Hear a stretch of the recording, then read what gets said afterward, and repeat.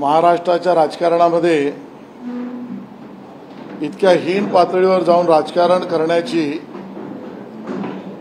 आणि टवाळक्या करण्याची भूमिका म्हणजे संजय राऊत यांचं विधान आहे। या देशाचे लोकप्रिय प्रधानमंत्री आणि जगामध्ये लोकप्रिय असलेल्या नेत्यांमध्ये यांचं नाव आहे, अशा माननीय मोदीजींवर हीन, खालच्या आणि टवाळकीच्या भाषेत बोलणं हीच उबाटा सेनेची संस्कृती आहे। मराठी माणूस आणि महाराष्ट्र हा सुसंस्कृत जणांचा ओळखला जातो आणि त्यामुळे असभ्य आणि असंस्कृत भाषेत बोलणाऱ्यांना महाराष्ट्राने आणि मराठीने कधीच स्थान दिलेलं नाही। संजय राऊत यांना दिवसा ढवळ्या आणि उद्धवजींना दिवसा रात्री केवळ एकाच जननेत्याची भीती वाटते, कारण त्याला महाराष्ट्राचं जनसमर्थन आहे, ते माननीय मोदीजी आहेत। आणि त्यामुळे अशा असभ्य आणि हीन भाषेत बोलणाऱ्या राऊतांचा आम्ही धिक्कार करतो आणि त्यांच्याच भाषेत बोलायचं झालं तर त्यांच्यापेक्षा भयंकर मी बोलू शकतो, कारण मी कोकणी आहे, मी मराठी आहे, मालवणी आहे आणि माझ्या मालवणी भाषेतले शब्द हे संजय राऊत यांना पटणारे नाहीत। पण महाराष्ट्राच्या आजच्या राजकीय पटावर जर मराठी सिनेमातल्या कोणाची उपाधी द्यावीशी झाली तर संजय राऊत यांना महाराष्ट्रातल्या राजकीय पटावरचं गणपत पाटील म्हणता येईल। याचं कारण कुठली गोष्ट स्वतःहून नाही, ना निवडणूक कधी स्वतः लढले, ना लोकांकडे कधी मती मागितली, ना लोकांमध्ये प्रचार करून उभं राहण्याची हिंमत ठेवली। नेहमी दुसऱ्याच्या आड राहून दुसऱ्याचं संरक्षण घेऊन अगबाई आराध्या करायचं आणि असभ्य बोलायचं आणि असभ्य वागायचं, आणि म्हणून आम्ही याचा तीव्र निषेध करतो। उद्धवजींना थेट सवाल आहे, या भाषेमध्ये तुमचे प्रवक्ते, राष्ट्रीय प्रवक्ते हे बोलतायत, हे तुम्हाला मान्य आहे का? आणि याच हीन पातळीवर राजकारण घेऊन जायचं असेल तर उद्धवजी सार्वजनिक तुम्ही कबुली द्या की आम्हाला मान्य आहे, तुमच्याशी दोन हात आणि सामना दोन्ही करायला आम्ही तयार आहोत। एक असं पण म्हणालेले की काही झालं तरी भविष्यामध्ये भाजपला शिवसेनेसमोर मुजरा हा करावाच लागेल। त्यांनी माझ्या प्रश्नाचं उत्तर द्यायचा तो प्रयत्न केला आहे। सकाळी मी जे लिहिलं तो थेट त्यांना लागला, कारण काल जे काही दिल्लीत झालं ते उबाटा गटाचा गल्लीत गोंधळ आणि दिल्लीत मुजरा अशी स्थिती आहे। आणि त्यामुळे उबाटा गटाचे गल्लीत गोंधळ आणि दिल्लीत मुजरा, कारण महाराष्ट्रात वंचित आहे की नाही माहीत नाही, त्यांच्याबरोबर काँग्रेस मैत्रीपूर्ण लढत करते का त्यांच्या उमेदवाराच्या विरोधात चोर चोर म्हणून प्रचार करते माहीत नाही। मुंबईतल्या एका जागेवर शरदचंद्र पवार गटाचे लोक त्या ठिकाणी त्यांच्या घोषित उमेदवाराच्या विरोधात घोषणा देत आहेत आणि त्यामुळे गल्लीत गोंधळ आहे आणि दिल्लीत त्या ठिकाणी मुजरा द्यायला उबाटा सेना गेल्याचं चित्र आहे। आणि मी सकाळी सुद्धा जे ट्विट केलं की प्रसिद्ध गझलाकार चंद्रशेखर सानेकर यांची गझल अतिशय चपखल, ती शेरो शायरी अतिशय चपखल उबाटा गटाला लागते। अखेर आपुला कसा बसा ते तंबू टाकून आले, हे दिल्लीत गेले होते। अखेर आपुला कसा बसा ते तंबू टाकून आले, त्यांच्या आधी किती जणांच्या दारी जाऊन आले। कधी तामिळनाडूला गेले, कधी पश्चिम बंगालला गेले, आता तंबू टाकण्याआधी किती लोकांच्या दारी जाऊन आले। वावटळीच्या मागे मागे जे जे धावत होते, वावटळीच्या मागे मागे जे जे धावत होते, घरी परतले तेव्हा त्यांच्या नुसती वाळू हाती होते, हातात फक्त वाळू आली. समजत नाही या लोकांना भूक लागली कसली, समजत नाही या लोकांना भूक लागली कसली. हवेत गेले हवा शिजवली, हवाच खाऊन आले. आणि म्हणून शेवटला आधी त्यांनी युद्धाला तलवार उचलली होती, आधी त्यांनी उबाटा सेनेने युद्धाला तलवार उचलली होती आणि मग शिंग फुंकले तेव्हा नुसता बॅनर लावून आले. आणि म्हणून दिल्लीत मुजरागाराला तेच गेले होते आणि त्यांनी आम्हाला शहाणपणा शिकवायचं कारण नाही. एक विचारांनी अशी पण केली आहे की राज्याचे मुख्यमंत्री उपमुख्यमंत्री हे दिल्लीत जातात, रुमाल टाकून त्या ठिकाणी बसतात, त्यामुळे मुजरेगिरी आणि मुजरेगिरी भाजपने आम्हाला शिकवली. अख्ख्या महाराष्ट्राने हिंदुस्थानने पाहिलं. अहमद पटेल यांच्या प्रत्यक्ष तर मुजरा केलाच, त्यांच्या दुर्दैवी निधनानंतर त्यांच्या फोटो समोरही मुजरा घातला. माजी मुख्यमंत्र्यांचा तो फोटो आम्ही पाहिला. त्या ठिकाणी जबरदस्तीने ओढून खेचून राहुल गांधीजींच्या गळ्यात हात घालण्याचा केविलवाना प्रयत्न करणारे संजय राऊत आम्ही पाहिले. आम्हीच्याकडे लोक आली पाहिजे, आम्ही कोणाकडे जाणार नाही म्हणत सिल्वर ओकला पायऱ्या झिजवताना संजय राऊत यांना अख्ख्या देशाने महाराष्ट्राने पाहिलं. कधी ममता, कधी केजरीवाल. आणि म्हणून खरं तर मुजऱ्यांची वारात म्हणजे संजय राऊत आणि उद्धवजींची फौज आहे. आजही त्यांच्या वक्तव्यावर ठाम आहे की आम्ही विमानाची व्यवस्था केली आहे देवेंद्र फडणवीस यांनी मणिपूरला. मला वाटतं त्याचं उत्तर काल मी दिलंय. मणिपूर वगैरे खूप लांब आहे. कदाचित त्यांना वाटलं असेल मणिपूरबद्दल बोलल्यावर कुठून तरी मणी नावाचा पूर त्यांच्याकडे येईल, कारण महापालिकेमध्ये अशा मनी लुटो गँगचे ते मुखिया होते. मणिपूर वगैरे जाऊ दे, आम्ही पेट्रोलचा खर्च करायला तयार आहोत. आधी मालवणीत जावं त्यांनी आणि मालवणीतल्या असलेल्या आमच्या काही पीडित लोकांना ज्यांना आम्ही संरक्षण दिलंय त्यांच्या समस्या त्यांनी ऐकाव्यात. सर, राज ठाकरेंची मुख्यमंत्री आणि उपमुख्यमंत्र्यांसोबत भेट झाली, मात्र अजूनही मनसेचा महायुतीतला काही निर्णय दिसत नाही. योग्य वेळेला त्यातनं अमृत बाहेर पडेलच.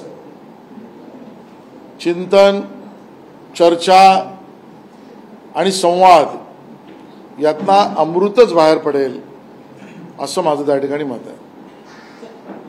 आधुनिक प्रश्न, ज्योती मेटे जे नाराज होत्या, जे शरद पवारांच्या संपर्कामध्ये होत्या, त्यांना सामाजिक करून त्यांची नाराजी दूर करण्यात आली होती असं आपण चित्र पाहिलं. मात्र पुन्हा एकदा ज्योती मेटे या शरद पवारांच्या संपर्कामध्ये आहेत.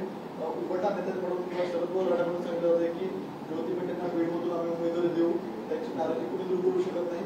शरद पवार त्यांना उमेदवारी त्यांना निवडून आणलं असं म्हणलं होतं. या बाबतीतलं स्पष्टीकरण आमचे प्रदेशाचे नेते देतील, पण विनायक मेटे यांनी आमच्याबरोबर खांद्याला खांदा लावून या महाराष्ट्र विकास आघाडीच्या विरोधात संघर्ष केला. मराठा आरक्षणाच्या विषयामध्ये ज्यावेळेला माननीय देवेंद्रजींच्या सरकारने टिकणारं मराठा आरक्षण दिलं, त्यामध्ये खूप मोलाची कामगिरी सन्माननीय कैलासवासी विनायक मेटे यांनी केली. सभागृहात आम्ही एकत्र काम केलं, त्यामुळे भ्रष्टाचारी यांच्या विरोधात विनायक मेटेजी यांनी सातत्याने तलवार उपसली.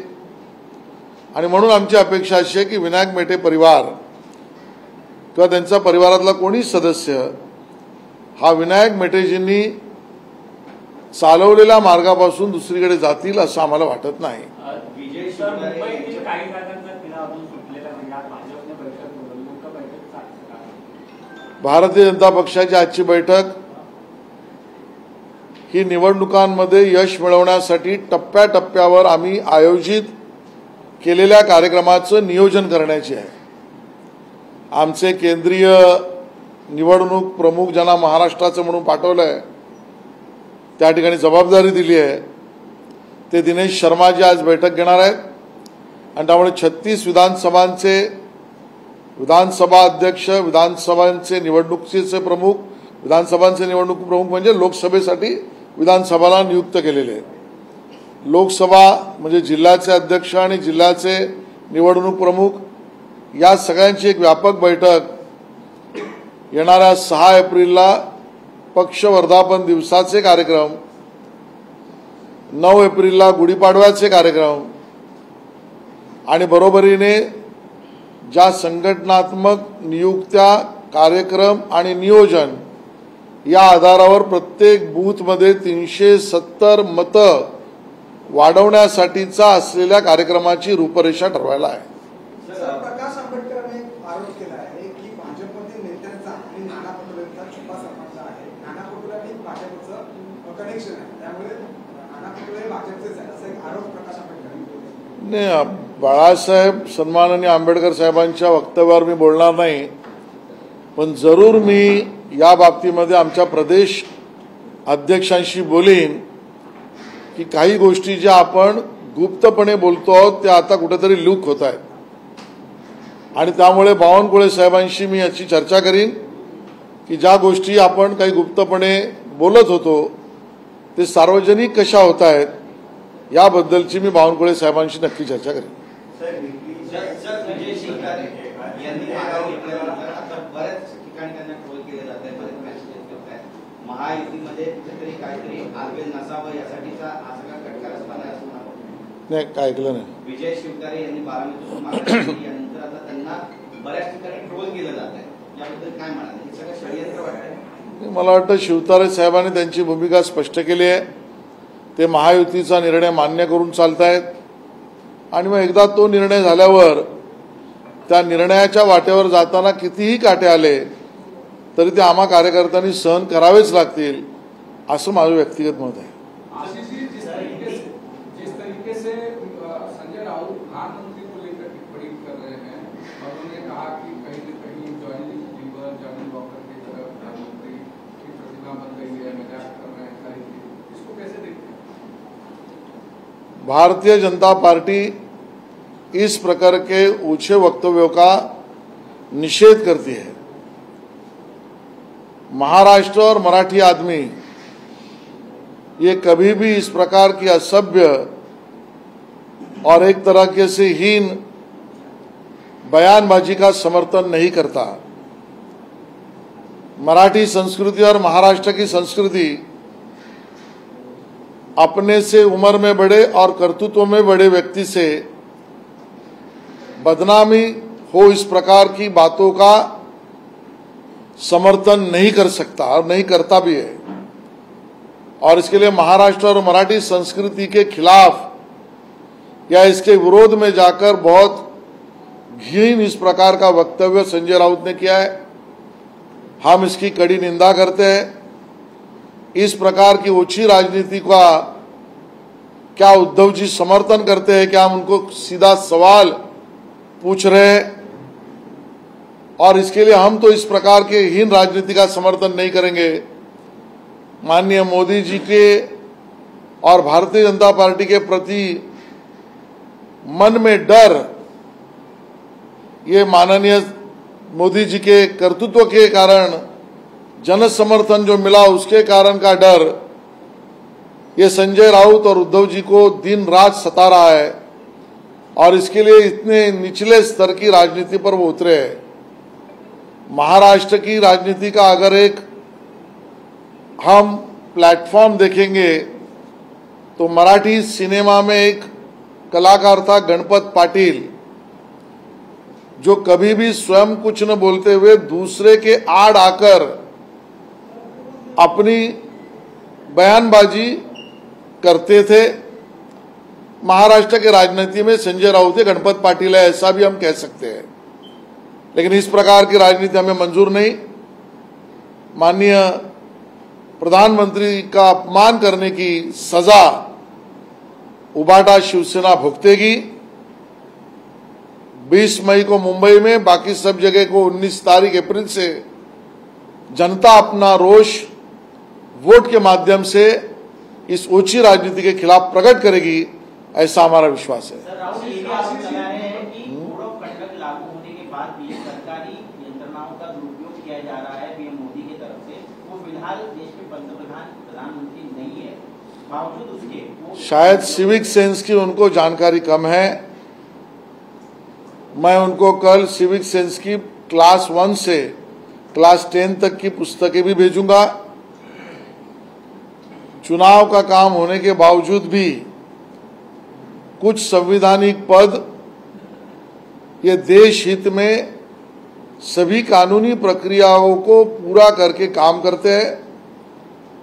आरबीआई के इस प्रोग्राम में प्रधानमंत्री उसी कारण आए थे।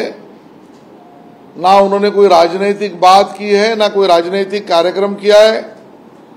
अपने साधन सुचिता और कर्तव्य पर खरे ठहरने वाले नरेंद्र मोदी जी को ऐसी ऊंची बात करके अपमानित करना और इस प्रकार का आलोचना करना ये अपने आप में सत्य से परे है।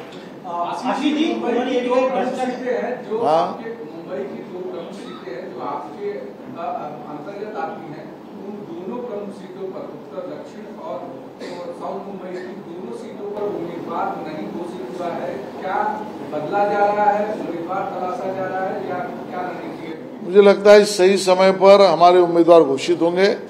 संगठन का काम धरातल के स्वरूप में जीतने के लिए चालू है। भ्रष्टाचार के मुद्दे पर ठाकरे ग्रुप का आरोप है कि प्रधानमंत्री के बगल में कई भ्रष्टाचारी बैठते, इससे भ्रष्टाचार के मुद्दे पर प्रधानमंत्री बात न करे, आपका क्या कहना है?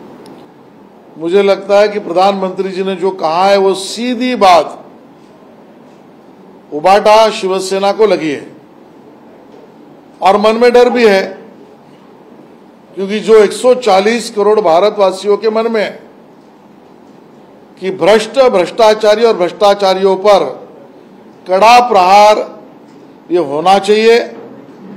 माननीय प्रधानमंत्री जी ने कल मेरठ में वही बात की। जब उन्होंने अपनी वो बात की तब कई जगह लोगों के सर पर उनके ही साइज की टोपी फिट हो गई, उसमें उबाटा सेना भी है।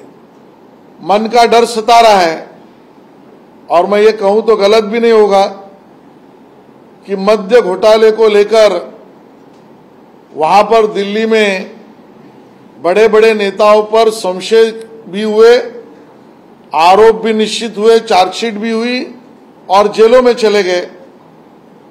जब मद्य घोटाले के इस धोरणों को, पॉलिसीज को दिल्ली के शहंशाह कर रहे थे, उसी समय पर कोविड के समय मुंबई में भी उबाटा सेना के नेतृत्व में चलने वाली महाराष्ट्र विकास आघाड़ी के सरकार में उद्धव जी मुख्यमंत्री थे। तब उसी समय पर यहां पर भी मद्य निर्माता, मद्य डिस्ट्रीब्यूटर और मद्य सेल के लिए कई धोरणात्मक निर्णय मद्य बिक्री के लिए उद्धव जी के सरकार ने लिए थे। और इसके लिए शायद उद्धव जी के मन में आशंका होगी कि मद्य घोटाले का वो छड़ी दिल्ली से गई महाराष्ट्र की तरफ आई तो मेरा क्या होगा, और उसके कारण उन्होंने ये बयान किया होगा। क्या इस कथित घोटाले में ठाकरे पर कार्रवाई भी हो सकती है, जांच होगी, आपकी सत्ता आती है? भाई उनके मन में डर होगा, ऐसा मैंने कहा। बाकी जो काम है वो एजेंसी अपना करती है। आशीष जी, अभी जितेंद्र आवाड ने एक ट्वीट किया है और उसमें एक फोटो डाली है जिसमें केजरीवाल की पत्नी और सोनिया गांधी अगल बगल है। उन्होंने टेक्स्ट लिखा है कि कभी केजरीवाल सोनिया गांधी के ऊपर, उनकी पार्टी के ऊपर अभद्र टिप्पणी करते थे, आज उनके बगल में जाकर बैठना पड़ रहा है। जितेंद्र आवाड का इस तरीके का ट्वीट क्या बताता है कि किस तरीके से चल रहा है? देखिए, मैं उनके ट्वीट पर बयान नहीं करूंगा, लेकिन मैं जरूर कहूंगा पूरा देश देख रहा है, जो एक दूसरे के ऊपर पॉलिटिकल, राजनीतिक जानलेवा इस प्रकार के आरोप करते थे, एक दूसरे के राजनीतिक कपड़े फाड़ने में कोई मिनट छोड़िए एक सेकंड का भी समय नहीं गवाते थे, वो आज सब डर के कारण एकत्रित आए है। और डर जो है वो मोदी जी के लोकप्रियता का, मोदी जी को भारत में 140 करोड़ भारतीयों का मिलता हुआ जन समर्थन के कारण है, और स्वयं कहीं न कहीं इस प्रकार के भ्रष्टाचार छुपाओ कार्यक्रम में अपना तो रोल सामने नहीं आएगा ना, इस डर से ये सभी लोग इकट्ठा आ रहे, पूरा देश देख रहा है। आज आप लोग की बैठक है, किन मुद्दों पर चर्चा होगी और लोकसभा चुनाव के मद्देनजर कितना है? आने वाले लोकसभा चुनाव में मुंबई में 6 की 6 सीटों पर भारतीय जनता पार्टी और हमारे मित्र पक्ष की जीत सुनिश्चित करने के लिए हमने हर डेढ़ हफ्ते का एक पड़ाव बनाया है। उसमें कार्यक्रमों का नियोजन किया है। उस कार्यक्रम के माध्यम से हम जनता तक महायुति का प्रचार भी करेंगे। माननीय मोदी जी ने हुए कार्य जनता तक पहुंचाकर लोगों का आशीर्वाद और समर्थन भी लेंगे। उस तय किए हुए कार्यक्रम की नियोजन के लिए उसी के साथ साथ 6 अप्रैल को भारतीय जनता पार्टी का स्थापना दिवस है। मुंबई में हम अब की बार 400 पार इस बैनर के तहत 400 कार्यक्रम 6 अप्रैल को मुंबई में करेंगे। उसके नियोजन के लिए और 9 तारीख को पूरा देश जब गुड़ी पाड़वा मनाएगा उस समय पर हिंदुत्व की गुड़ी का नारा मजबूत करने के लिए जो हमने कार्यक्रमों का नियोजन किया है, उस कार्यक्रम के लिए और साथ में धरातल पर हर बूथ पर 370 वोट कैसे बढ़ाए जाए जिससे हमारे महायुति के उम्मीदवारों की जीत सुनिश्चित होगी, ऐसे सभी विषयों के लिए हमारे केंद्र से आए हुए महाराष्ट्र के चुनाव प्रमुख माननीय दिनेश शर्मा जी का मार्गदर्शन हम सबको मिलने वाला है और बैठक उसी के लिए है। क्या सीट बंटवारे में राज ठाकरे के लिए अभी भी जगह है? अभी कांग्रेस जो है वो 95 करने की बात कर रही है। हाँ, कांग्रेस को भी 95 करेगी कुछ सीटों पर, तो क्या ये उनकी नई स्ट्रैटेजी है वहाँ यूपी में वोट को तोड़ने के लिए या फिर आपको नुकसान पहुँचाने के लिए कि 95 को अपने तरफ? हमको नुकसान पहुंचाने के लिए थोड़ा मुझे लगता है कहीं ना कहीं अपना अभ्यास और ठीक करना पड़ेगा। क्योंकि सर उनके दोनों कैंडिडेट एक ही सीट पूछ रहे हैं तो ऑब्वियसली वोट तो डिवाइड होंगे ना, कोई सीट पे 8 पूछ होंगे, कोई पूरे मजबूत इसलिए मैं पूछ रहा हूं। ठीक है, उनके अंदर क्या होता है उनको देखना है। अगर वो एक साथ नहीं चल सकते तो कल भी नहीं चले थे, आज भी नहीं चल रहे, कल भी नहीं चलेंगे। महायुति में सीट बंटवारे में क्या राज ठाकरे की अभी भी कोई जगह है?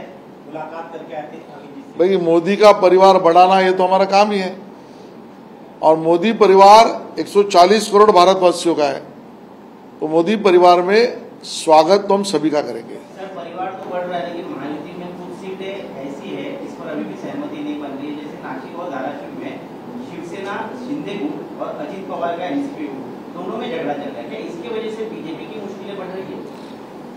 सहमति बनाने में हम प्रयास ये कर रहे हैं कि कौन ज्यादा वोटों से जीतेगा। कहीं पर हम ज्यादा वोटों से जीत सकते, कहीं पर शिवसेना जीत सकती है एकनाथ शिंदे जी की, कहीं पर अजित दादा पवार की राष्ट्रवादी कांग्रेस जीत सकती है। तो कौन अच्छे वोटों से जीतेगा वो तय करने की चर्चा में सहमति का समय लग रहा है। साधारणतः मुंबईचे 3 जागांचा लढा असेल किंवा ठाणे असेल, रत्नागिरी असेल, हा नाशिक पण असेल, हा तिन्ही विधायला किती काळ लागू शकतो? नाही, ठरलं तर उद्या होईल। सर, पण नाशिकच्या जागेवरून काही तिढा आहे का? राष्ट्रवादी पण मागच्या करते, भाजप पण म्हटलं कार्यकर्त्यांची आपल्या अपेक्षा मांडणं याच्यामध्ये लोकशाहीत काहीच चूक नाही, पण महायुतीमध्ये प्रत्येक पक्षाने आपली जबाबदारी ओळखून काम करणं हे आमच्या 3-4 पक्षांचं काम आहे। धन्यवाद।